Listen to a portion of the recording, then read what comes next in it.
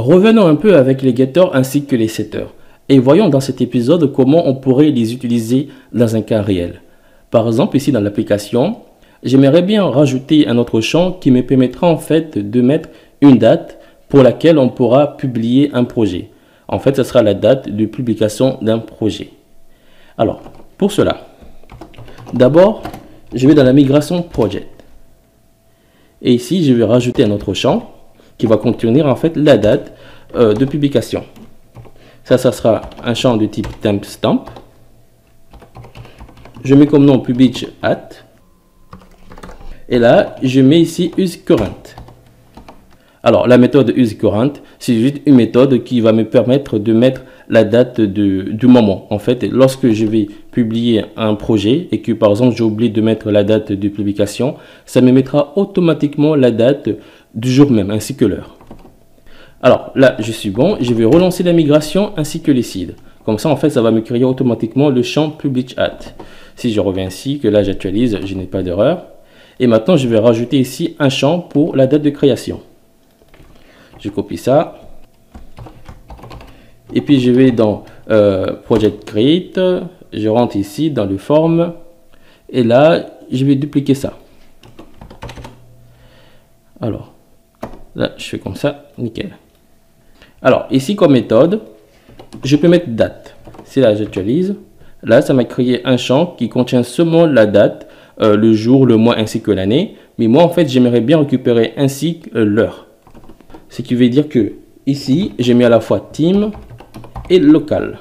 Là, si je réactualise, là, je récupère aussi ici la partie heure ainsi que minute. Très bien.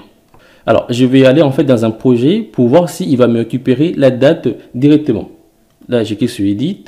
Ah, là, en fait, il ne m'a pas récupéré la date de création d'un projet. Alors, peut-être que ici, si j'enlève ici le nul et je remplace par project, je mets publish at. Et c'est là, je réactualise. Là encore, il ne me récupère pas la date. En fait, c'est strictement normal. Si là, j'ouvre la console, là, la partie qui est en jaune, il me dit que je ne récupère pas en fait la date dans la bonne format. Il faudrait en fait que je récupère la date dans la bonne format et que c'est là qui pourra en fait de me l'afficher. Ce qui voudrait dire en fait, je vais devoir en fait parser la date parce que ici, je ne peux pas modifier la date pour que le transformer à la bonne format. Pour ce faire, je vais ici de couper et je vais utiliser une librairie très célèbre qui s'appelle Carbon, qui est déjà intégrée dans Laravel. Et puis, je vais utiliser la méthode parse afin de le parser. Et là, je code ça à l'intérieur. Si là, je réactualise, là, je récupère enfin ici la date dans le formulaire.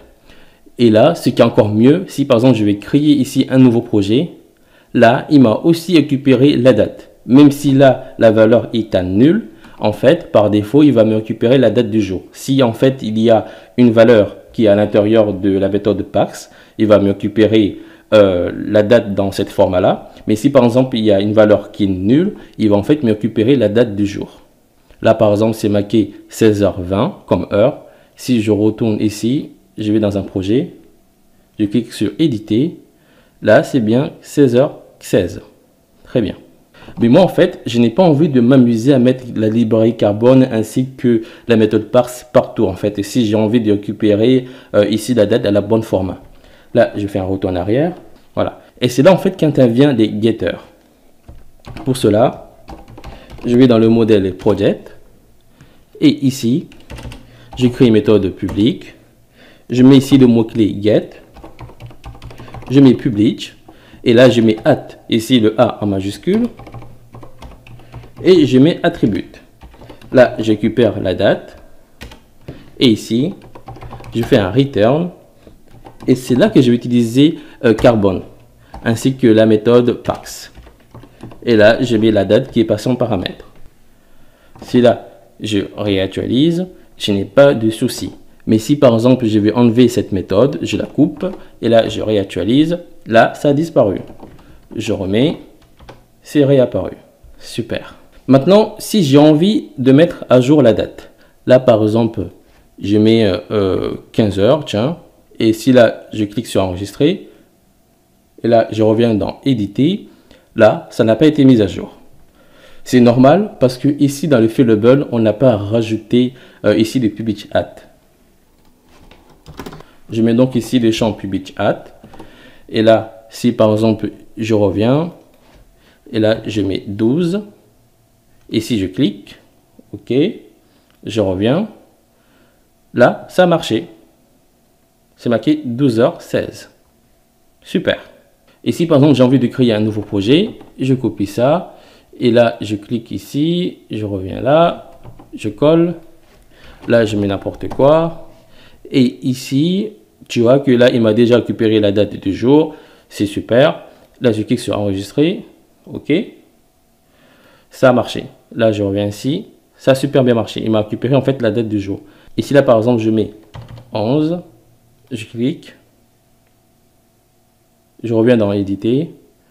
Voilà, c'est à 11 h. Alors, jusqu'à maintenant, cela fonctionne nickel. Mais maintenant, disons que je n'ai pas envie de mettre à jour la date de publication d'un projet. J'ai plutôt envie de mettre à jour la date de mise à jour d'un projet. Alors, pour cela, ici, je mets updated at. Et là, si j'actualise, là, comme tu peux le voir, il m'a automatiquement récupéré la date de mise à jour d'un projet sans en fait devoir utiliser Carbon ainsi que la méthode Parse. Ici, par exemple, je vais créer un nouveau projet. Là, ici, il ne m'a pas récupéré la date du jour. C'est normal parce qu'en fait, on n'a pas utilisé Carbon. Je reviens ici. En fait, c'est normal. Ici, en fait, si je mets created at ou bien updated at, il va toujours me récupérer la date. En fait, il va toujours me parser parce qu'en fait, c'est un objet. Ce n'est pas en fait juste un attribut. Et ce qui est du bien avec un objet, on peut en fait le modifier, on peut le manipuler comme on le souhaite. Ici, en fait, Laravel considère toujours les dates de création ainsi que les dates de mise à jour comme des objets. Mais ce ne sont pas juste des simples attributs comme public at. Pour transformer par exemple public at à un objet, là, je colle ça.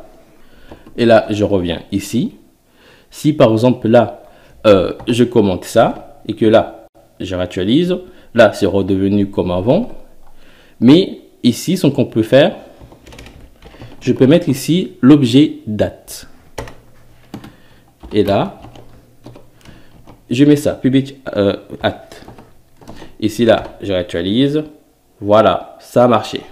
En fait, ici, la propriété protégée date a pour but en fait de transformer les attributs date de la base de données en objets. Comme ça, en fait, on pourrait facilement les manipuler et utiliser en fait des méthodes pour transformer par exemple la date à une date qui sera lisible par exemple par les hommes. Mais il faut faire très attention. À partir du moment où en fait on va redéclarer la propriété protégée date dans le modèle, il faudrait aussi en fait remettre ici la date de création ainsi que la date de mise à jour. Du coup ici, je vais le redéclarer. Je mets created at. Et là, je mets updated at. Et là, c'est super important. À partir du moment où en fait on va transformer un attribut date en objet, il faudrait toujours en fait remettre ici created at ainsi que updated at. Ou sinon, on risque d'avoir des problèmes. À moins que, par exemple, ici dans la migration, tu as enlevé ici la méthode timestamps. Du coup, en fait, tu ne seras pas obligé ici de remettre created at ainsi que updated at.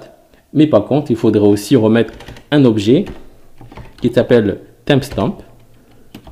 Et là, on met à false. Parce qu'en fait, par défaut, lorsqu'on va créer ou bien mettre à jour ici un projet, toujours en fait, Laravel va regarder created at ainsi que updated at en fait et les remplir automatiquement. Et grâce ici à l'attribut timestamp à false, en fait, Laravel ne va jamais regarder created at ainsi que updated at. Ce qui veut dire que ici, on peut l'enlever sans aucun souci. Si là, par exemple, je relance la migration, là, je n'ai pas eu d'erreur. Mais si par exemple, ici, je commente ça, et là, je relance, là, on a une erreur. Parce qu'en fait, Laravel veut remplir automatiquement la date de création ainsi que de mise à jour. Là, j'enlève ça. Et ici, je remets. Là, je relance la migration. Je n'ai plus d'erreur. Voilà. Du coup, il faut bien retenir. Si là, on ne met pas ici timestamp, il faudrait en fait obligatoirement ici mettre dans le modèle ici l'attribut timestamp en public et de mettre à false. Voilà. Et là, je vais décommenter ça.